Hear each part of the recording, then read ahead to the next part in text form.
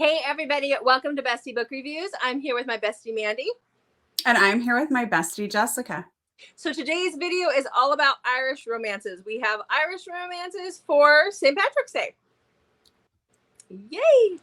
Okay, so before we get started, don't forget to hit that subscribe button because we are still doing our Road to 1K giveaway. And our first giveaway is the Candy Steiner Bell Book Box Edition of Make Me Hate You. This is signed by Candy Steiner. If I can get to the right page. There it is. It has the sprayed edges. It is a gorgeous book. And it's not something you can just purchase. This was a Bell Book Box Edition, and we just happen to have an extra copy of it. And so we will be giving that away when we hit 100 subscribers. Make sure you leave an emoji or a comment, especially if your account is set to private, because we don't always know. Like, we can see those who are not private, but the ones who are set to private, we don't know who you are. So if you want to be entered into that drawing, make sure that you leave that comment or emoji on any one of our videos between now and when we do our drawing.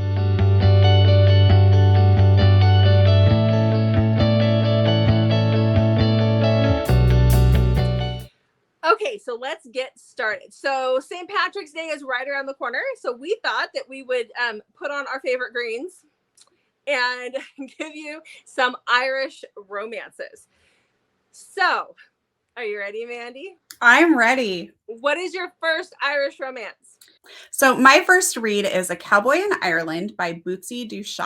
This is a novella, but this is like a novella. It is probably the shortest one I've ever read, but it is a quick, fun, smutty read for St. Patrick's Day. This is Becca. She is on a post-divorce girls trip with several of her friends who are also just divorced. And she meets Tanner, a cowboy in an Irish pub. And this is just their quick, smutty time together. We actually don't ever get really a happily ever after in this because we don't know what happens between the couple. We do find out they're both from the same area in Texas, but this is just a quick, smutty read for St. Patrick's Day. All right, quick and dirty. Yes. All good. Okay, so for my first recommendation, you guys have heard me talk about this before if you've seen several of our videos, but it is Crow by Zavarelli. So this takes place in Boston. This is in her Boston Underworld series. This is the first book in the Boston Underworld series. And this is about Lachlan and Mackenzie. So this is an Irish mafia. So that's where you're getting the Irish from.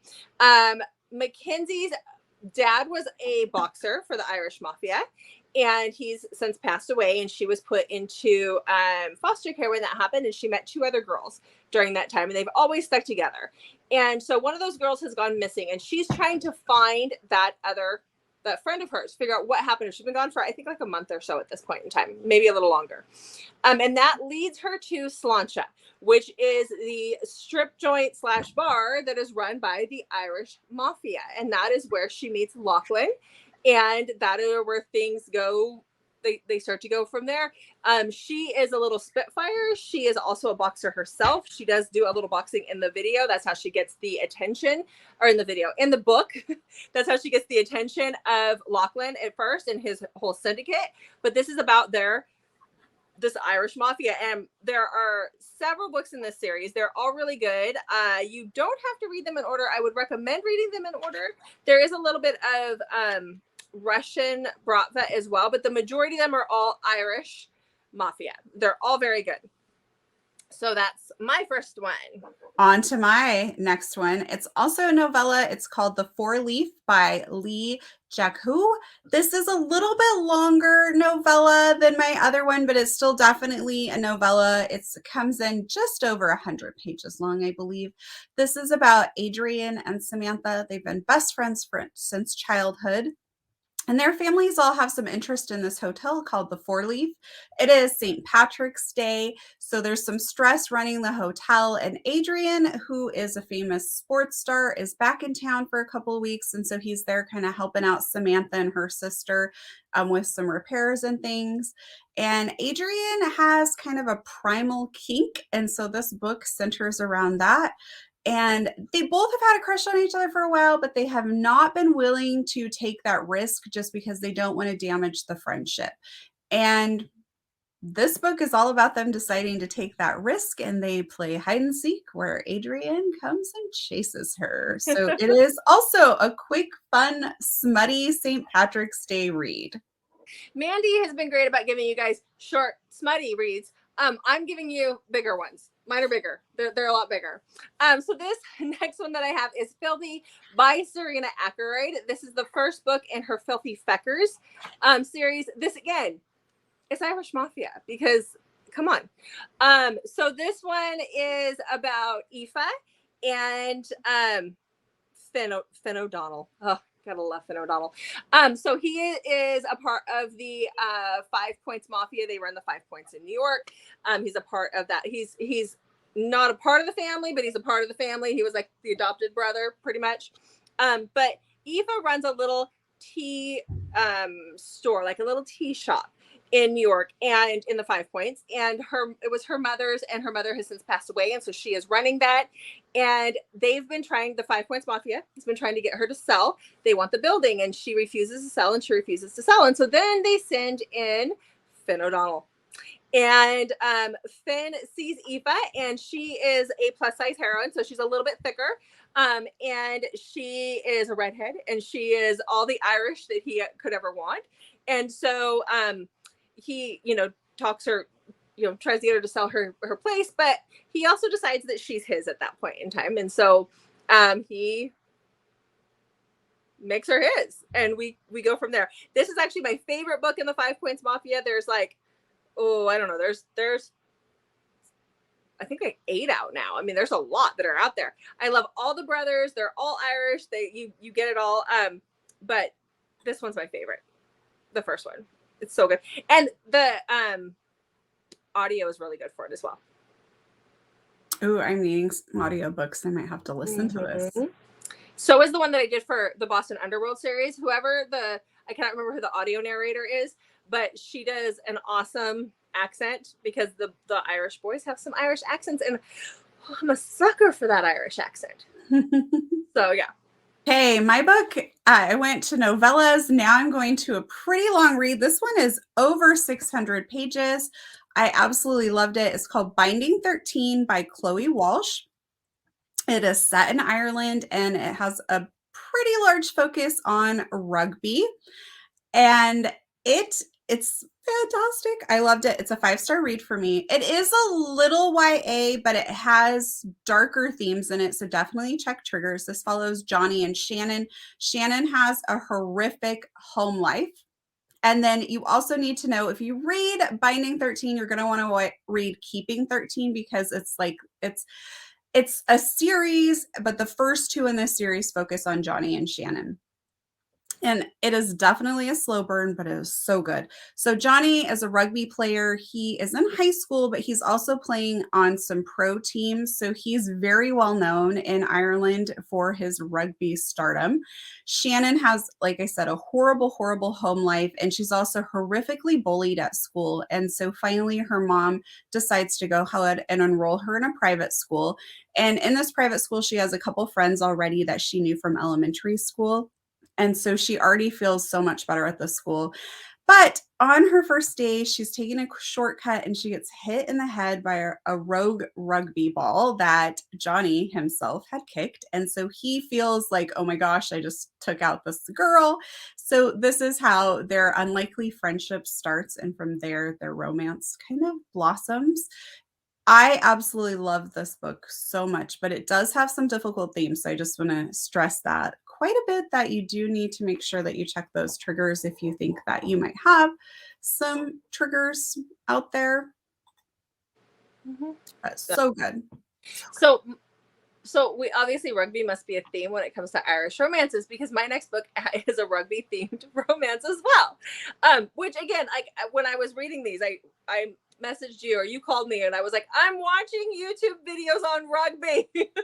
I actually looked up quite a few things about rugby. Chloe Walsh actually has like a little glossary with some Ireland or I guess Irish terms and rugby terms, but I wasn't quite like able to picture some of the stuff in my mind. So I had to go and like look some stuff up and look at some pictures and things, Oh, because for me, it was when they rugby talked was about. like Johnny's life. And so it's very much woven throughout the book.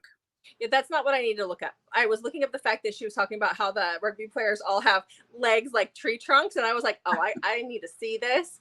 And so then I was watching it and I was looking at my husband going, so you want to start playing rugby? Like, because they got tree trunks for legs. So yeah, thighs, big old thighs. Okay, so my next recommendation is The Cat in the Co-Ed. It's by L.H. Cosway and Penny Reid. Now, I would suggest any one of the books in the series. I think it's like a 4 or 5 book series. This is the 3rd book in it. I want to go back and read the others. They're all set in Ireland. So they're all revolve around the same Irish rugby team. So this opens up with Cassidy. She has just had a one-night stand with a rugby player that she has had a crush on since she was a little girl. She just loved this guy, just thought he was the best player. Her cousin is on the team, and that's how she knows him. And his name is Brian. So it starts the morning after their one-night stand. And when he wakes up, like he said all the sweet things to her the night before and talked about how amazing she was. He has a thing for redheads. She's a redhead. And so the next morning when he wakes up, he doesn't know who she is and he doesn't remember anything. And then he starts asking her for alcohol. First thing, just so take the edge off in the morning. And she realizes that he's an alcoholic. And so because of rugby is a very rough sport. So between that and the alcohol, he's forgotten a lot of things and he completely forgets her. So she goes home, she finds out she's pregnant. And instead of telling the father, which in real life, this would not be great, but instead of telling the father, who is obviously can't remember her and is an alcoholic, she goes to the US to go to college and she has some help there. Her family kind of turns her out. So she goes to the US and goes to college. So then the book picks up 5 years later when she returns and her cousin is there and she is actually brought on as a PT, a physical therapist for the rugby team. And so then that's when we see them back together. Now, Brian, at this point in time, has been trying to stay clean. He's been going to AA and he has a sponsor and, things go from there. So he's trying to get his life back in order. And then he sees the child and it looks just like him, like it always does in these kind of books. They always look just like the dad. So interesting. I enjoyed that one a lot. It sounds good. I'm like, oh, I'm gonna have to go back and watch our video and write down all the books. Write down all the books to recommend. I know. Yes. And me, I'm a sucker for Irish just because I've always wanted to go to Ireland. I have, I have the Irish descendants, and so I'm like, what Irish? You got Irish what? So yeah, all the Irish books. Okay, tell me about your next one. Okay, my next book is called Roomies by Christina Lauren. This follows Holland and Calvin. Holland is kind of just struggling to get her life together. She lives in New York and her uncles have kind of taken care of her a lot. They help pay for her apartment. They basically created her a job at her Uncle Robert's Broadway production. And so she's just kind of floundering a little bit through life.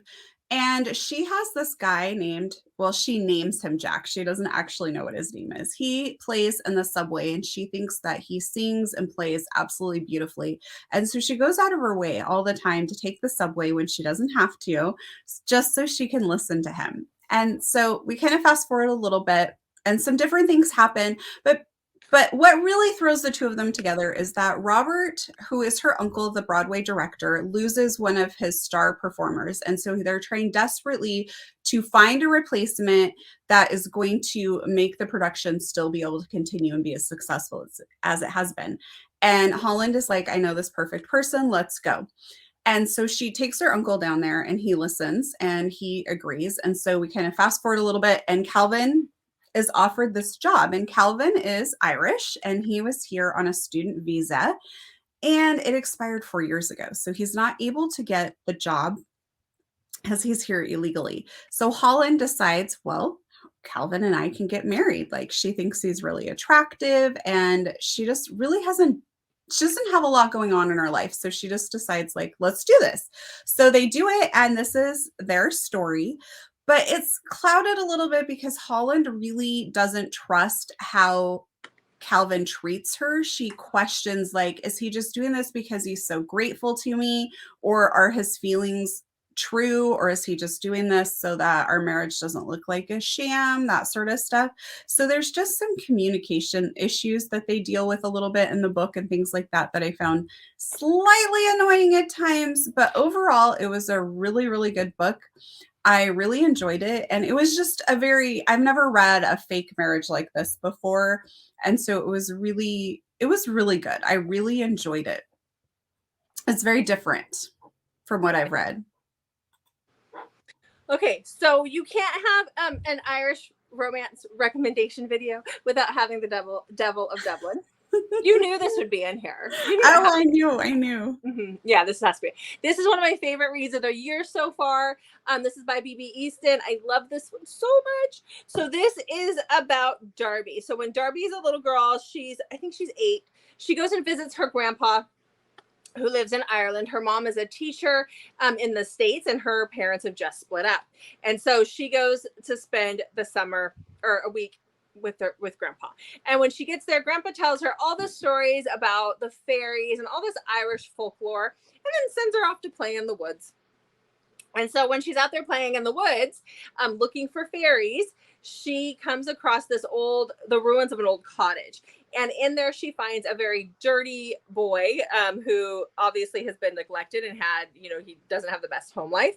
And he's starving, and she's carrying in these biscuits, and she offers them to him, and he eats them. She talks like it was like a stray dog, needing food. And she and Kellen play for the day, and they play Harry Potter, and they make potions, and she can see that he has a cut on his lip. He does not talk. He's mute. And before she leaves for the day, she can hear her mom calling for her. And she uses her wand to touch his lip because she wanted to kiss it, but she doesn't know the kid. So to make it a little bit better, he's like a couple years older than her. And then we see where she comes back every year in the summer, and she always finds Kellen out in the woods at the same spot. And he's always trying to make the cottage they live in they meet in a little bit better every year. And then something happens, and there is a very big gap between when she can get back to Ireland. And at that point in time, things have happened to Kellen. She believes him to be dead. And there's some mafia in this. And there is mafia, but I like to call it mafia adjacent because he's trying to get out of the mafia for her at that point in time when they meet up again. So loved it. Love the Irish folklore behind it. The story is just, I loved it. I loved it so much. It's so good. It was 5 stars. It was 6 stars for me. It was great. So go read that one. That one's definitely Irish. That is on my list, and I really want to read it. The audio was great for it. The voice actor that they use for the guy, and I don't know his name because I didn't write it down and I wasn't thinking about it when we were talking about this, but he does a lot of Irish. I'm not sure if he's actually Irish or not, but man, that man could read me a phone book and I'd be happy. So okay, my last Irish recommendation was my favorite Irish recommendation, and it is actually a favorite book of mine. It's called Irish Kiss by Sienna Blake. And this is part of her Irish Kiss series. I've actually read Fighter's Kiss and Professor's Kiss, both 5-star reads as well. So if you're looking for a good Irish series to start, I recommend this one. All 3 are standalones, but I've enjoyed reading them in order just because you kind of get glimpses of each character in those first 3 books. So it's kind of cool to see that from that perspective, but definitely could be read as standalones. So Irish Kiss follows Saoirse and Dermot, and Saoirse just has really bad life. Her mom's just very neglectful. There's no other way to put it. And her dad is a criminal, and he is in prison right now. And she's just struggling, like trying to get by day. She takes care of herself, and it's really quite sad.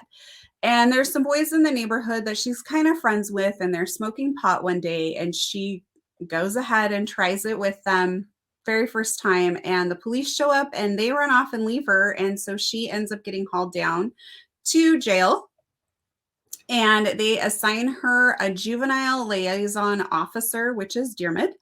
And he just really connects with Saoirse. He totally feels for her because he didn't have a family growing up, and he just really connects with her.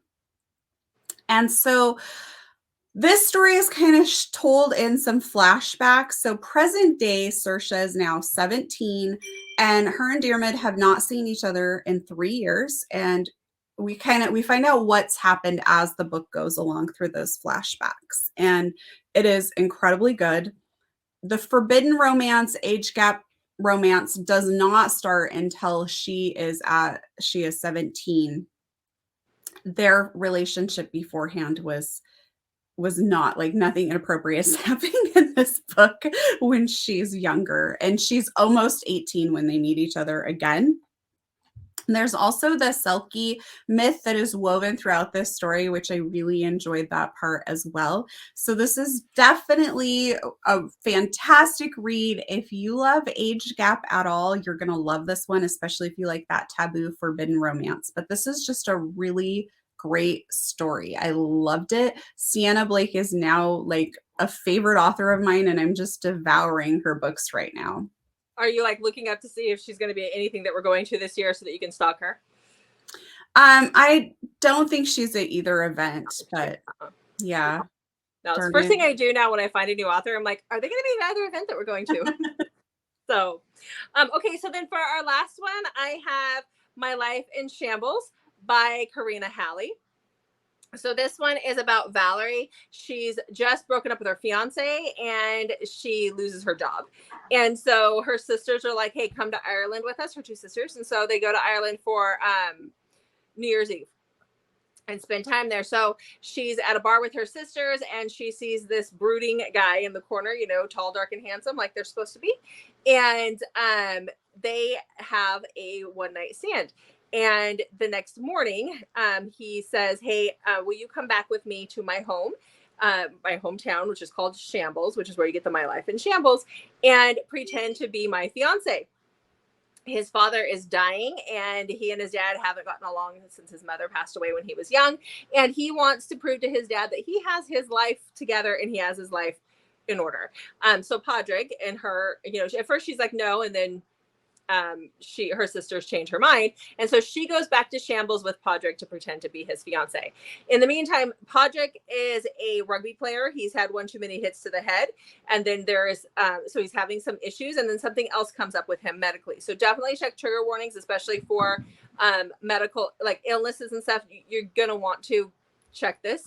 His father is terminal as well. So check the triggers. I really loved their story and the story of them in Ireland, and how, like, as they were together, it just kind of clicked for them, and neither one wanted to say goodbye to each other, which is part of the reason why he said, you know, come back with me. So I really enjoyed this one. So that was my 5th one. I also do need to say, guys, if you want to support a Irish author, Siobhan Davis is an Irish author that I love, and I don't think any of hers really take place in Ireland, but that is an Irish author that should be checked out for St. Patrick's Day too. Chloe Walsh lives in Ireland. I believe she's also Irish. Yeah. So check both of them out. Binding 13, and she has a ton of books out. Yeah. So, but those are the ones that we know of right off the top of our heads. So yes. Yeah. So that is what we have for you guys today. We hope that you have a wonderful St. Patrick's Day. Thank you for watching, and hopefully you will get to read some of these great books for your St. Patrick's Day. Yes, and make sure to check back Mondays, Thursdays, and Saturdays for new videos from us. And until then, go read a good Irish romance.